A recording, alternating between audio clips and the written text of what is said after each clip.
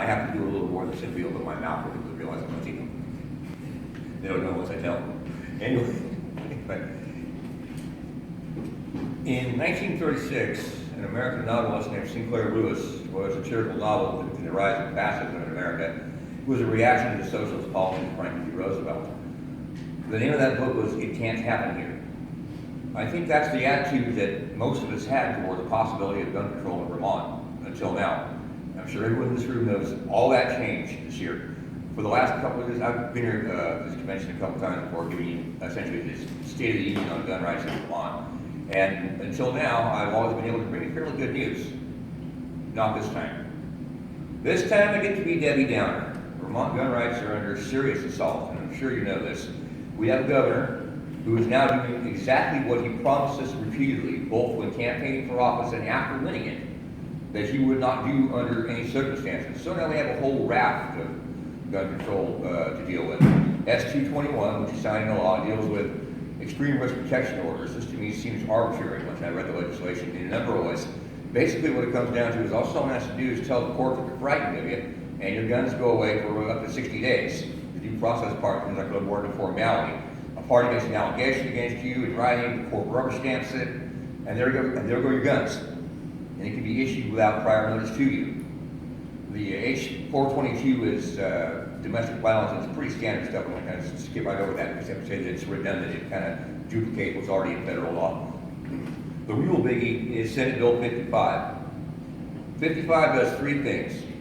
It raises the purchasing age for long guns from 18 to 21, unless a person in that age range passes a hunter safety course, which of course amounts to a permission slip from the state. Now, an 18-year-old is either an adult or not, so you can fight and die. You can be issued a gun by the government at 18, but you can't walk into a store and buy one without their special permission until you turn 21. So we see now guns are a vice like alcohol. S-55 also implements so-called universal background checks, which I'm sure many of you will remember. It was something we beat back a ways back, and that was a huge big deal at the time. That alone, just that one issue, filled the State House with a sea of orange, protesting that infringement. Now it's part of a larger packet that our traitor governor signed into law. I'll talk a little bit more about Phil Scott later. You'll see that I'm not happy. Anyway, what this essentially means is that you need the government's permission to sell a gun to another person. I saw a post in Breitbart that referred to this as ending private firearms transaction. Some people slam that as inaccurate, but I ask you, is it? If the law requires the state to validate a transaction, is it still private? I say it's not. A lot of people feel it's a backdoor registration scheme, and I'm one of them. As far as I can determine, that form stays with the NFL dealer until and unless that dealer goes out of business, at which point it gets turned over to ATF, and it gets warehoused to the Form 4473 that you fill out for your so-called instant background check. You can see that that would enable creation of a firearms ownership database over time, but the Firearms Owners Protection Act of 1986 forbids the federal government from maintaining such a database, but clearly they're doing exactly that, or preparing to do so, and now the state of Vermont is enabling the federal government to that end. Lovely. The third component of S-55 is the magazine size restriction. The legislation mandates that starting October 1st, no rifle magazine with a capacity over 10 rounds or a handgun magazine with a capacity over 15 rounds can be sold in Vermont. They love to tell you that S-55 didn't ban any guns, but it did. It's a Kel-Tec PMR-30. That's a semi-automatic handgun chambered in 22 Magnum. It comes with a 30-round magazine. So have they effectively banned that gun? I'd say they have. Any magazines over the limit that you are now possessed or that you acquired before October 1st, they're grandfathered. Keep them, for now at least, until they decide otherwise. But what's there to stop you from driving to St. Johnsbury to Wilson after that date and buying them at a gun shop there? How are you going to know where I bought them? How are you going to know how long I've had them? They don't have a serial number. I heard T.J. Donovan, the T.J. Attorney General, defending this crap on WBPR, and he rebutted the argument that it's unconstitutional by saying it's a right to keep and bear arms, not a right to keep and bear magazines. This is how seriously your Attorney General takes your rights. This is what he thinks of you. This provision of S-55 is facing a court challenge from the Vermont Federation of Sportsman Clubs, among other entities. Just recently, we find that the NRA has joined their effort. Believe me, the NRA is actually going to help us. Damn decent of them. But now, similar magazine capacity restrictions have been upheld in other states after being challenged in court. But as I understand it, those states don't have as robust protection in their state constitutions for the right to keep and bear arms, as we find in Article 16 of the Vermont Constitution, which states unequivocally that people have a right to bear arms for the defense of themselves and the state. Just so. That's why that portion of S55 is being challenged in court on that basis, that it's unconstitutional in the face of Article 16. And that brings you to the project that I've re-energized recently, which is another organization called the Vermont Citizens Defense League. That was something I wanted to start years ago based on the model that began in Virginia. Now it exists in West Virginia, Arizona, and Connecticut as well. So I started the Vermont Citizens Defense League Facebook group and a page, and that quickly became kind of moribund as the synergy between the Vermont Federation of Sportsmen's Clubs and gun owners of Vermont was accomplishing and continues to accomplish so much. They're both essential organizations, and I said there's a synergistic effect when they work in concert. It seemed to me that the another group at that point appeared to me to be kind of redundant. The Federation had the lobbying in, and the GOBT had the populism and the activist base. But the betrayal by and blatantly broken campaign promise from Phil Scott that led to the passage of gun control in Vermont, any gun control at all, for the first time in 50 years, but particularly S55, I felt that it would be a benefit to have an active rights organization that was specifically focused on armed self-defense, especially with that magazine ban now in the mix. I guess if there's any hunters here, you know you couldn't hunt with a 30-round magazine. It's illegal. You're limited to 5. So what good is a 30-round magazine? Personal defense. That's exactly what it's for. Now we have universal background checks, which we already beat that once, and that came back as part of the S55 bill, and just snapped right through, not a problem. I wanted a group out there that was a little more aggressive and less concerned about annoying anybody, particularly the politician that's just, it's all kind of mad, but good. There's a huge groundswell of anger out there to tap into. I'm not ashamed to say that, especially, I'm one of the really angry ones. I voted for this guy specifically on his promise that we wouldn't get from him what we would have gotten as city minute. You see how well that worked out. Now we have to sweat the next legislative session and every subsequent one from now on. The conventional wisdom of the impossibility of gun control in Vermont is over. Therefore, I decided to be separate and independent of the old guard, if you will. So going forward, we have plans to actually incorporate as an NPO and register a lobbyist. Don't kind of get we got this, but it's all in the pipeline. Getting that done is pretty much the first order of business. Somewhere in the middle of all this, I'll find time to process that domestic terrorism bill. Anyway, as a shaping organization, I have one other key person working directly with me on structure and several other people directly in the loop. We did a rally in St. Johnsbury last Saturday, which I felt was successful. We drew about 27 people. We got some media coverage. We got great coverage in the Caledonian Record. I actually sent the editor a quick email and thanked him. And we got coverage from the TV station of Wyndham State College. I was not particularly happy with that. Some of you may have heard of some conflict in the upper echelons of the gun rights movement in Vermont. I wouldn't worry about it. I'm going to do a Reagan and not speak ill of anyone else that wants the same thing that I do. You can't ever go wrong with that. That's the way I feel about it. I am having a little bit of difficulty hearing. I'm prepared to take questions, but you're going to want to speak up for me some. Any next question? Doesn't seem that way. So you're saying you have not yet read the domestic terrorism I've skimmed it, but I want to go over it again. legislation? Okay. I want to go over it in detail. I wasn't really prepared to talk too much about it. There's some conflict about it. But obviously, when we start talking about domestic terrorism, that should raise alarm bells in anyone's head. Absolutely. We start talking about things like secret warrants and secret courts, and don't think, never say never. Never say it can't happen here. I got disabused of that notion rather rapidly and rather unpleasantly. So yeah, that is a concern. On the gun issue specifically, who would be your top 3 to get out of office, other than Scott?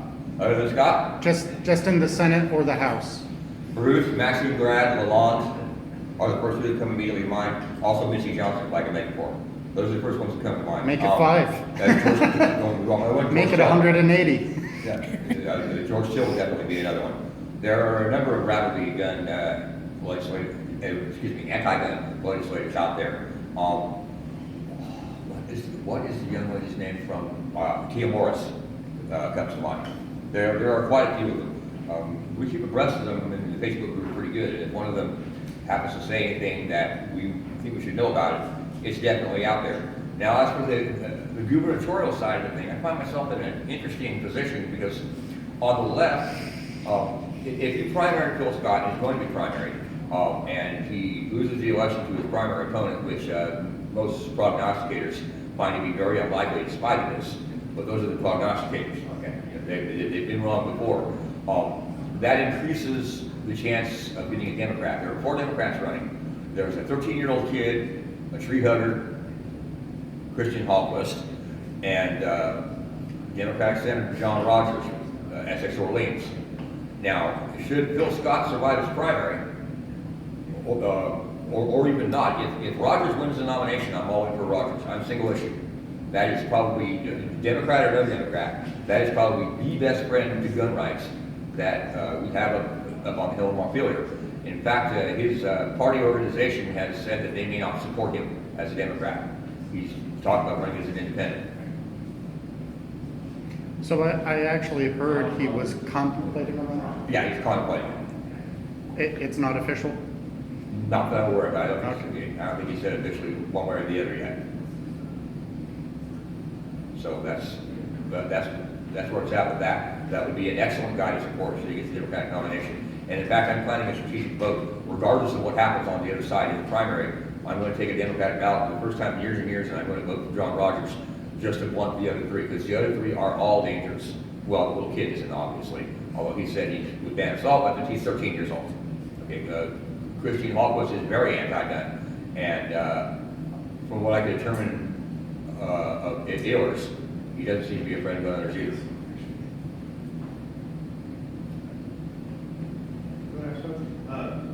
I was going to ask, is there any conversation regarding the Second Amendment and Vermont 16 regarding weaponized drones and drone defense? And I don't mean the big predator drone, I'm talking things that I can buy, control, weaponize, and systems that I can implement that can defend my home and my property from weaponized surveillance. You mean on the legislative level? Not that I've heard. In the conversation of people that are concerned about the Second Amendment, concerned about protecting our right to defend ourselves, we keep talking about the tools and weapons that can actually defend us. Yeah, I haven't drawn myself, but I haven't heard too much conversation about weaponizing them, or not on the state level. And there was one issue where some kid put a Glock on a drone and then put that on YouTube, and ATF got all over it, but that wasn't in Vermont. Yeah. Well, that's a right to defend ourselves. Yeah, it still falls under current federal law, so you can't have automatic tool. So current federal law on that is any weapon system that you design that works off a mechanical device it cannot fire on its own design. So like say you own a cabin in the woods and you want to create perimeter protection for that. So you create a machine or a device that has a gun on it with a camera and it has facial recognition and it shoots anything that doesn't recognize your face or anything. That's illegal. It's a booby trap. Because you're not pulling the trigger. It's a booby trap. That exactly. That's the designation. You have to actuate the device. Now, if it trips the alarm and you see the camera and you push the button, technically that's illegal.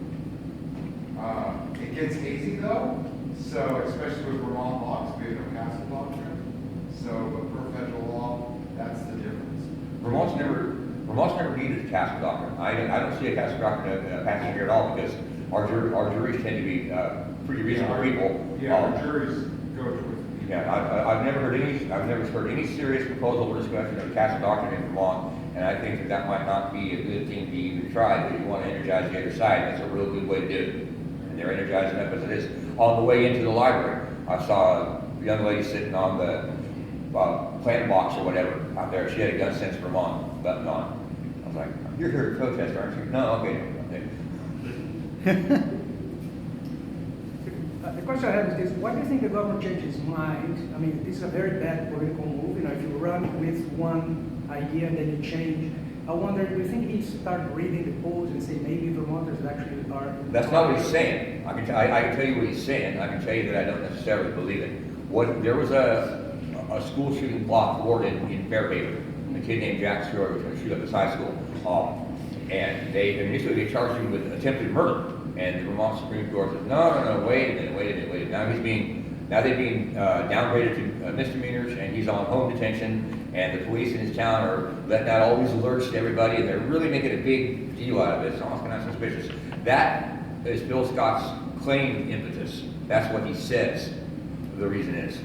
My gut tells me he was waiting for the next excuse for it to happen. Many people think there might be some money in play, a little bit of Bloomberg scratch going back and forth. Can't prove it, don't have any evidence of that, but I'm not the only one that thinks so. I kind of wondered whether he might have changed and gone with this, with the old legal trick. You have somebody up for something serious, and you throw the jury some relatively minor thing in the hope that you get off with the rest, and he's afraid that something more serious is going through the legislature if he doesn't throw them a little bit of a bone here. I suppose I particularly don't see universal background checks and magazine side restrictions as a little bit of a bone. I see any gun control at all. Right, but I mean, there could be worse. Yeah. If he tries to hold it all back and then the neighbor breaks. Well, I think by opening the door that he's almost guaranteed that there's going to be worse. As I mentioned, it can't happen here for a long time. So now we're looking at opening the floodgates, and if we get the wrong Democrat in there next time around, we're really going to have problems. Yeah. But I mean, just as an explanation perhaps of why he has done what he did. I've heard that before. If that's a small thing, it's only a small thing in his mind. Gun control breeds, okay? Gun control breeds. It always leads to more. When Washington State passed the initiative I-594, the anti-gun people the next day called a press conference and said, okay, we got a laundry list of what we're going to do next. And if you think it's not going to be like it right here, well. You mentioned the Act passed in 1986 that restricted the electronic record keeping of the logs of dealer sales. It's not electronic. Oh, okay. It's not electronic, though. There was a restriction that you can't store electronically. Is that not 1986, or was that afterwards? The FFL dealer has what they call a bound book, and all his 4473s, all his transactions are duplicated into that book. 4473s go into a box, he holds them, and he keeps all that stuff until and unless he goes out of business. If he does, then it's turned over to the ATF, and the ATF can come in and inspect at any time without warning. Unlike us at the radio station, we can have a guy from the Broadcasters Association come in and inspect us with your certificate. FCC shows up at the door, we say, here's my certificate, they go away. There's nothing like that with the ATF. Right, so my question though is the police, if they need to trace a weapon that was used in a crime and they're trying to track down where it came from, they're going to do it by hand. Pretty much, yeah. Isn't the laws that make that restrict the ability to make that electronic and searchable a violation of the First Amendment? Because that's preventing us from recording information and disseminating it. I'm sorry, I don't understand. So is it a restriction of that ability to record that information in a searchable way a violation of the First Amendment? I wouldn't think so. They're basically telling us that we can't record information in a certain way, we can't share it a certain way. I never thought like that before. The First Amendment pretty much restrains the government. Okay, it's a list of what the government may not do, and I don't know that commercial transactions are necessarily a matter of public record or protected free speech. Well, it's not a matter of public record, but how you keep the record is how you earn it, and it's printed to be shared in some context, whether it's to the public or not. Your freedom of speech to an individual in private is still freedom of speech. So your freedom of speech with the government to share a record, or with law enforcement to search a record is still freedom of speech. Well, ATF does what they do. Yeah. Well, that law was passed not by the yes, that was passed by the gun law instead. It's like history of guns going back to law enforcement agencies and stuff. The farther away we stay from any type of registry of guns, the better I like it. I certainly agree with the danger of gun registry. I also recognize the inevitability of it, and we need to think about that systems and address the problem of people being shot. Registration does lead to confiscation. In California, at one point, after they passed the assault weapons law, required registration. In LA County, I believe, went through and confiscated a certain type of SKS rifle. A number of them, a couple hundred of them that were turned in. AK supporter or SKS supporter, one or the other, I forget which, but it's instructive, it shows you that it can happen. That was probably a test case in the first place. Talking about registration of guns, are you in favor of 3D printing of guns? Am I in favor of what? 3D printing guns. Oh, sure. 3D print anything you want. That's the solution. That's the solution right there. Is decentralizing the production of guns, and you want to work on registration. Yeah, if you can can. still track where things get produced, so that if there's a crime committed, you can track down who actually. Of course, due to the energy and heat produced by a firearm, that's still in its infancy at this point. That Liberator, or whatever the heck it was called, it's a single shot 22. It was named after a pistol that they mass produced and airdropped into Britain during World War II. But yeah, it's a single shot 22. And they banned the blueprints for that. The guy got in trouble for putting the blueprints on the internet, and they said he was exporting weapons technology. So we can 3D print a house now. I've seen that. But if you 3D print a gun that you wouldn't take out to hunt a rabbit, you're in trouble. So just as a point of clarification, what is transmitted electronically during a NICS check? It's done by voice. It's done by voice. You fill out the form with the dealer. He calls ATF on the phone and gives the information, and the FBI actually. Okay, they say proceed, deny, or delay, and it is possible to delay. I delay every time. I have a Spanish surname, and I started life on the other side of the country. So I go to a life direction project in this room. I can't walk into a gun store and walk right out with a gun. It'll take me anywhere between a day to 3 days. After 3 days, if they haven't heard back, they'll proceed. So it's done by voice, but what are they actually, are they reading the whole 4473? As far as I know. Well, Yeah, then that's game over for registration. Your name and your social, and the fact that you've answered no to all the questions.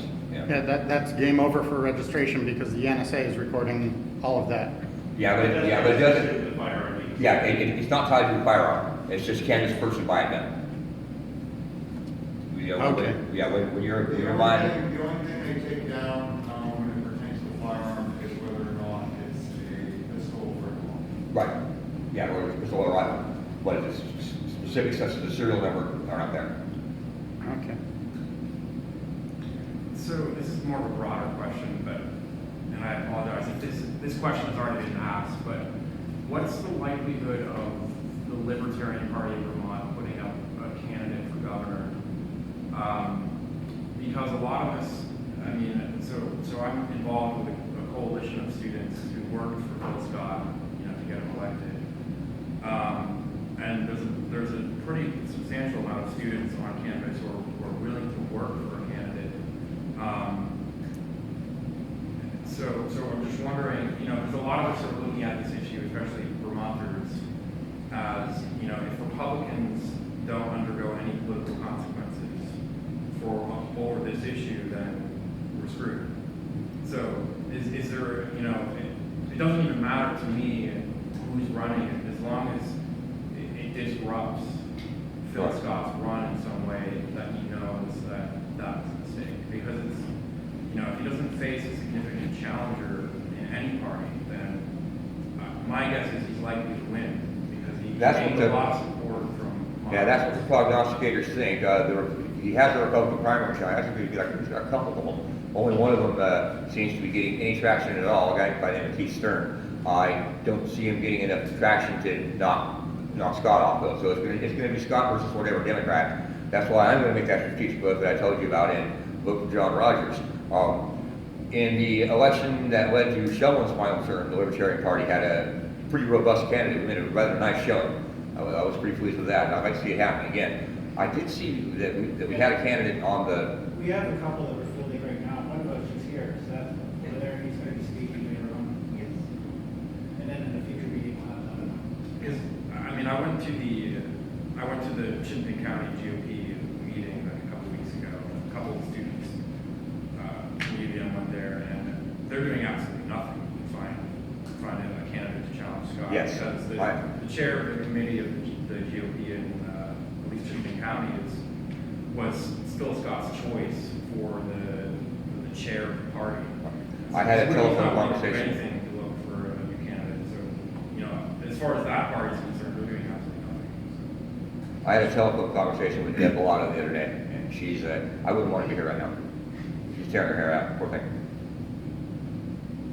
Well, there's that, I just want to tie up again on the reasons why he did what he did, because again, I think this is, for a politician to do what he did, you know, there's something a little bit more that we're not seeing. My fear here is that he's reading the new demographics, and this new demographic might agree almost 100% with the decision he made. So I think he's targeting those younger voters for the next election. And if this is true, I mean, that's a concern. That's a concern. Well, if that's what he's doing, that's kind of a ham-handed move, because he's alienated his base. Well, and that's the thing though, is when you go after the new demographic, for a kid, and I deal with this a lot with like my stepdaughter, she's in college down in DC. So, you know, she sits there and is like, oh, well maybe, you know, she went to the martial arts and things and stuff. So, but the thing is that they have no idea what's going on. You know, they go to the march because they think that controls the issue. But, or even like this, you know, I spent 3 weeks or whatever for the S-55 bill and stuff. And so when I talk to the senators and the House representatives, you know, they sit there and think universal background check, that's going to solve it. You know, just like when they sat there and they tried to talk about, oh, we'll get over it like we got over the gay rights thing. But they look at it thinking that at the wrong angle. Universal background checks. Well, instead of universal background checks, just like making gay marriage legal, why is the government in the business? You know, just like with gay marriage. Why are we forcing it when we could just make the NICS system an open source system? Uh-huh. Why are you forcing me to go to a dealer when I can just go online? I mean, we can do that for pedophiles. Why can't I do it and just go online and see it? You know? And that works for a whole bunch of things. And that's what our party can bring forward. Is instead of sitting here and forcing law-abiding citizens to be criminals, we can offer it to where they can do the right thing. Because I constantly heard that, especially in the House of Representatives. They're law-abiding citizens because these are all unenforceable laws. So we're going to expect them to do the right thing. We're going to expect them to be good citizens and follow the law. Well, instead of expecting them to follow the law, give them the tools to be, you know, outstanding citizens. And that's what we need to do when we present a candidate for this. You know, making the NICS an open source system. Instead of making magazine bans, making it to where, you know, they have the means to, you know, and things like that. You know, actually do school safety. Look at laws that target the criminals and not target law-abiding citizens. And when you talk at it in a sense of that, when you change the perspective, then these people that are sitting there clamoring for gun control, then look at it and say, oh, those are viable options. You know, you have to change that viewpoint. And that's the thing, when they just sit there and look at legislation being, you know, the cure rather than the community. And that's the problem. Ideally, though, obviously, we would prefer for a transaction between two individuals to remain private. Well, and that's the thing, is it can remain private. You know, but if I want to see if you can purchase a firearm, and so I get your name, your social security number, and I go online and see that your name's not in the NICS system, perfect, I'll sell you. But if I type it in there and your name's in the NICS system, I'll say, hey, I'm not selling you. Right. And that's that private transaction. On the other hand, though, if you live on the next block from you, you know me for 10 years, that's different. So, I'm sorry? I said even better, you hash your data with the systems and you supply that validating that you are able to purchase without transferring any personally identifying information in a transaction. We have it. Yeah. It's an open source NICS system. You know, we do it with pedophiles. I can type in my address right now, and I can find every pedophile within 100 miles of me. Why is the NICS system a closed source? Well, because pedophiles, criminals, and the average gun owner isn't. Well, that's exactly it, though. If you're not in the NICS system, you're not a criminal. So if you're in the NICS system, you're a criminal unless it can be open source. Right. Just a quick question. So have you had a confirmation from John Rogers that he's actually running? Because I've been in somewhat communication with him like a bit ago, and last time I checked with him, he wasn't sure. Yeah, that's what I'm hearing. I haven't had a communication or a direct confirmation from him that he's running. I'm sure hoping for it, though. And what about Dan Feliciano? Is he? He's no longer living. He's out of trouble. he actually left the Libertarian Party and then went over to the Republicans. He started with us, but then abandoned us for the UAV. Yeah. Okay, I guess that's about it. Unless anyone has another question. Thank you very much.